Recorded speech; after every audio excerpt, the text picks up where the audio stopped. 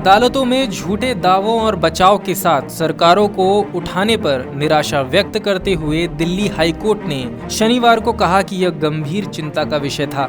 जब भी किसी सरकार द्वारा झूठा वादा किया जाता है तो एक वादी के लिए अत्यधिक अन्याय का कारण बनता है। दरअसल अदालत रेल दावा न्यायाधिकरण के दिए गए मुआवजों को सरकार की ओर से दी गई चुनौती और लीज पर ली गई एक प्रॉपर्टी को लेकर सीमेंट कॉरपोरेशन ऑफ इंडिया द्वारा झूठे दावों से जुड़े मामलों पर सुनवाई कर रही थी। उसी दौरान हाईकोर्ट का यह बयान सामने आया। हाईकोर्ट ने केंद्र और दिल्ली सरकार से एक मुकदमेबाजी की नीति तैयार करने की मांग की है, जो अदालती मामलों को संभालने में चूक के लिए अधिकारियों को जिम्मेदार ठहराती है। आपको बता दें कि इन सभी मामलों में दिल्ली उच्च न्यायालय ने अदालतों में सरकारों के झूठे वादे करने पर चिंता जताई है। कोर्ट का कहना है कि उन अधिकारियों के प्रति जवाबदेही तय हो जो ऐसी चूक करते हैं। 21 पन्नों के आदेश में जस्टिस JR मिधा ने कहा कि इन सभी मामलों में सरकार ने इस अदालत के सामने झूठे दावे पेश किए, जो बड़ी चिंता का विषय है।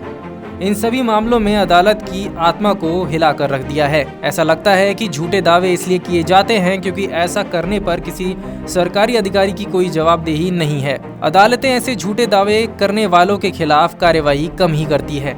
अदालत ने आगे कहा कि अगर अधिकारियों की तरफ से दिए गए तथ्य झूठे पाए जाते हैं तो सरकार कार्यवाही की सोचे और इस आदेश की कॉपी उस अधिकारी की ACR फाइल में जरूर रखी जाए।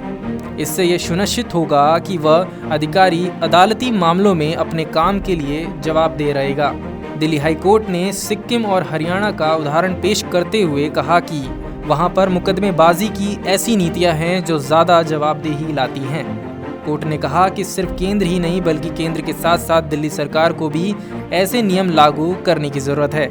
हालांकि केंद्र सरकार ने अदालत को बताया कि अभी मुकदमेबाजी को लेकर उसकी कोई नीति नहीं है। केंद्र ने कहा कि नेशनल लिटिगेशन पॉलिसी 2010 कभी लागू ही नहीं की गई है।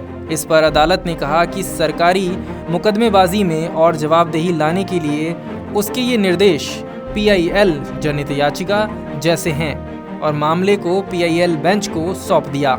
स्पेशल डेस्क से इशिका जैन की रिपोर्ट।